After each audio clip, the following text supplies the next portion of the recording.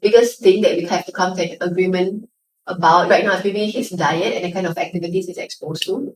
In terms of diet, you Google, tell you like go and eat all this healthy food, like no salt, no sugar. When they're at home, I think it is okay because my helper cooks, so I can control the food. When they go out, and when I go out as well, we always cut some slack. I feel I don't want to be like so kiasu until like, wow, everywhere I need to bring the food. You don't let the child take anything from the table because you're so particular about it. But the trouble we have now is that we actually go out with him a lot.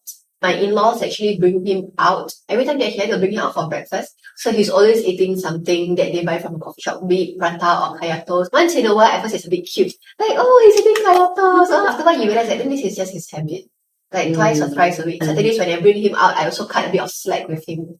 But it's hard for me to be unhappy with them because the thing is everyone wants to cut a bit of slack. But in a week, when everyone cuts a bit of slack, in compilation, it's the majority. Okay, I don't know whether I'm being dramatic, but it just feels as if he's eating. No, nah, for sure. Right? So, food is the main part in terms of discipline. And it's not even disciplining him, it's actually a discipline for ourselves.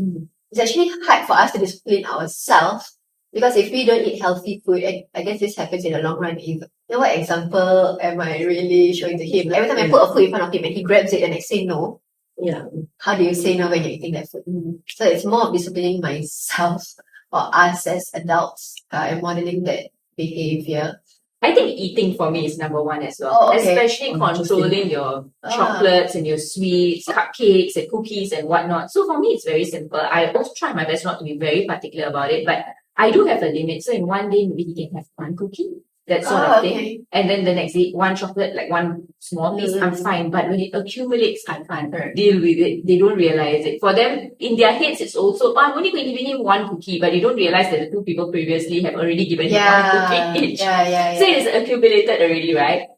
I don't know how to get around it. Like, I somehow feel that the older generation still thinks sweets and treats as something that children should get access to. But for me, I do not want him to become addicted to sugar in the long run. I haven't found a balance, to be honest. There's some days where I fight it out. And I say no means no, do not do that. Some days I just give up when it's a child's party, birthday party. It's just like, okay, do whatever you want. I think you're also brought up in a very different generation. I remember like my dad or my mother-in-law kind of shared this story where during that time, they can even drink like condensed milk with water.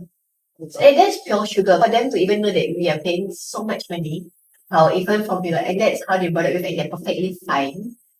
But even for us, right? Did you grow up eating healthy? I didn't, because I used to eat like Milo from the tin, you know? I don't remember at what age they start introducing sugar to me. If you ask them, they might be like, we didn't really think. But they're very scared. They're very scared of cough. Okay. Yeah. I don't know whether you guys have that. Okay, so maybe like chocolates is okay, but like cold drinks, it's like, oh, very cold. After this time, don't give this, bathe. Yeah. Like after certain time, don't even bathe. So it's like, oh yeah, maybe tonight if you really want to bathe him, don't wash his hair. So that kind of stuff. I'm like, so they have their own pantang, but different types of pantang. Okay. Yeah, I think we definitely have that ice cream argument. Kids are damn ass smart, right? Yeah. Like, they know who to go to in the room to get another treat, like whatever that y'all said. So before, they would have 3-4 treats in 2-3 hours. They're getting hyper and jumping all over the place. Yeah, correct. It becomes to a point where they will out each other. If like grandma spots grandpa giving a treat, she will exclaim very loudly, Hey, grandpa's giving a treat! Hey, I tell you so. It makes a deal of his, so then it becomes like whoever gives that treat or is feeding the kid gets to sit and cuddle up for 10 minutes. And to get a kid to sit down and just like 10 minutes is just rare. We tried to at one point in time to insist like treats should only be given by the parents. I think here is also the idea of gratification and how if you're a good boy, I will give you this sweet or that cookie. That as a reward system was something we were not as comfortable with. We would rather say, great job in waking up for school early this morning. Let's go down and play bubbles or something. With grandparents, or rather anyone actually for that matter, when you don't know, treats and sweets are the cheapest way. The most fastest. Correct. It's like effortless lah. Like to your point about like you said, the person who gives him like chocolate or the ice cream will be the one who like you get a hug. You get like the best friend of that minute lah. And it's so funny. I don't know whether it's like human nature or something, but we're trying so hard So just desperately want our child or grandchild to be happy. Even in that instance, if I can see that smile from you with that smudge on your face, it's so cute and I want to witness it.